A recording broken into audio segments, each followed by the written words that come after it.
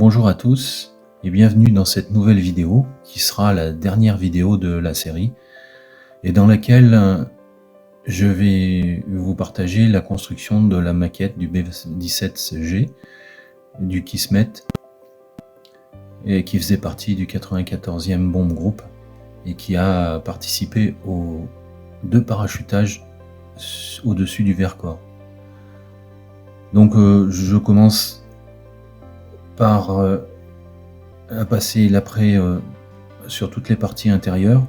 Cet après, il est composé du Mr Surfacer 1500 noir qu'on va appliquer sur toutes les parties internes et pour le détaillage du cockpit et de l'intérieur.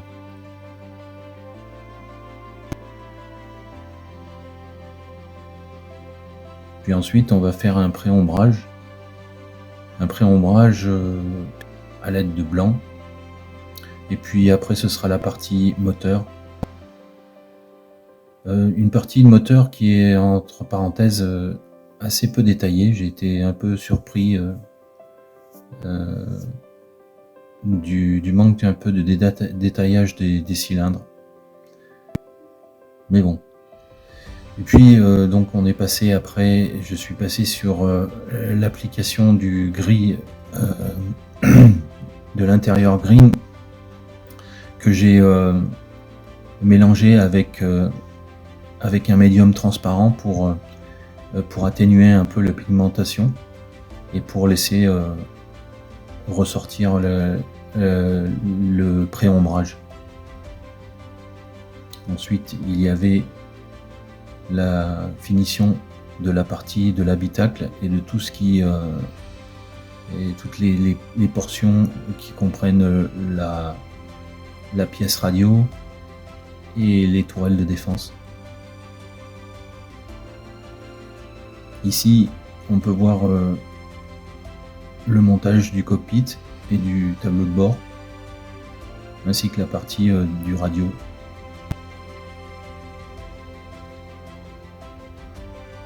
Bon, pour ce fait, j'ai choisi la couleur Atome de chez MIG qui permet d'avoir à disposition des peintures et des couleurs assez réalistes.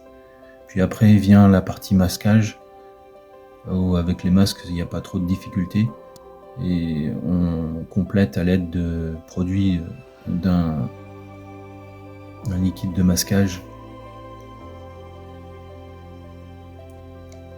L'intérieur est sans difficulté particulière, il faut refaire les instruments et puis tout ce qui est plancher en bois, notamment sur le poste du bombardier.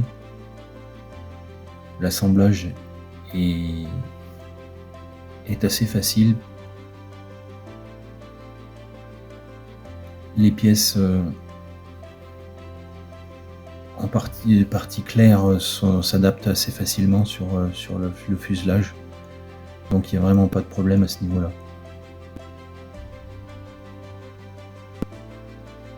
Puis vient la partie de la tourelle ventrale. Là c'est exactement la même chose et c'est assez bien designé. Pour le moteur, pas de souci, ce sont les pigments AK métalliques.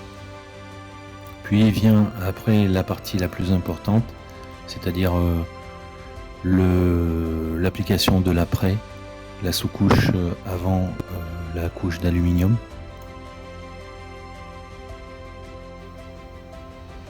Alors c'est assez impressionnant puisqu'il y a une sacrée surface. Donc là, c'est un après noir de la marque MIG A-Stand. C'est l'après brillant. Et puis ensuite, on passe une première couche de la peinture A-Stand en Highlight Airframe Aluminum.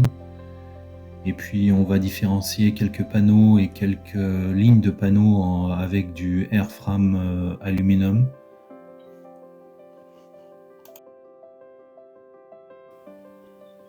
La tourelle ventrale est vraiment bien détaillée et bien, a bien été pensée. C'est vraiment le réalisme est assez impressionnant.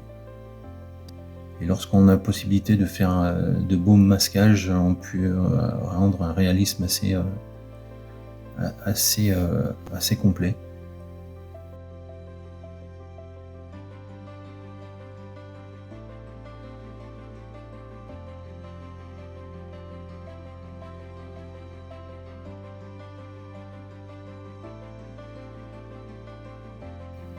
Pour la partie des marquages, j'ai travaillé avec les pochoirs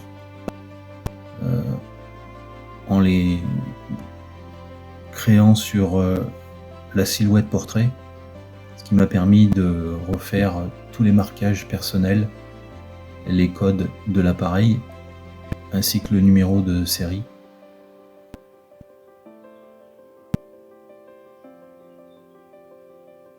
Pour la partie marquage, j'ai utilisé les peintures MRP. Ce sont des très bonnes peintures qui ont une adhérence assez bonne, qui ne se détachent pas lorsqu'on les masque. Il y a du scotch de masquage dessus. Les couleurs sont vraiment réalistes. Ça m'a permis de faire le marquage de l'appareil, y compris les marquages de l'insigne de nationalité.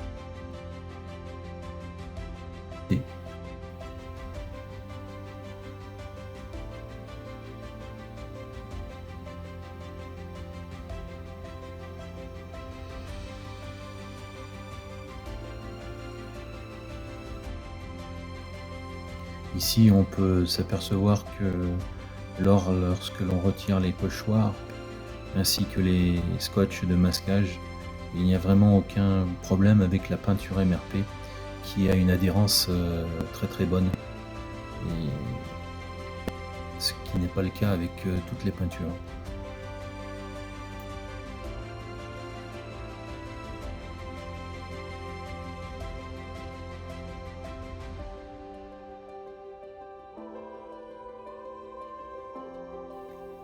Puis après, c'est la partie diorama. Donc ici, il s'agit du Chevrolet M6 qui a été imprimé en 3D avec l'imprimante Elegoo Saturn IV Ultra, ainsi que tous les containers type C à l'échelle. Donc le pré-ombrage est d'abord appliqué, et puis après on passera une couche de la même manière que sur l'intérieur du B17 de la peinture Amo MIG avec un médium pour atténuer la pigmentation. Le réalisme est assez impressionnant à cette échelle. L'impression résine permet vraiment de reproduire de très beaux détails.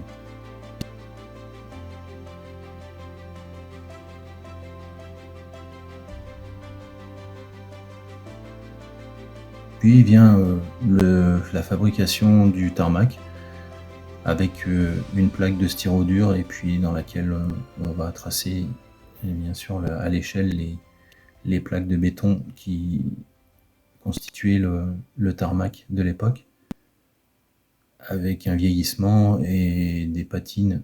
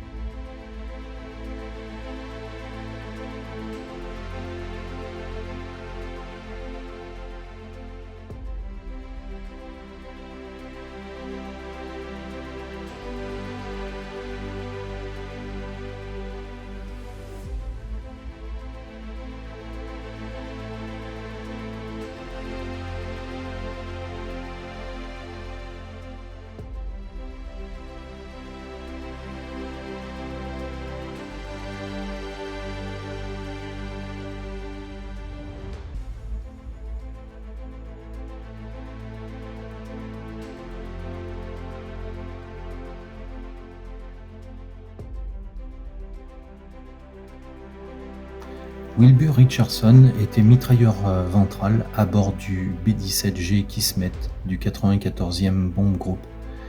Cette vidéo et cette maquette et ce diorama lui sont dédiés pour que son engagement et celui de tous ceux qui ont volé au-dessus du Vercors ne soient jamais oubliés.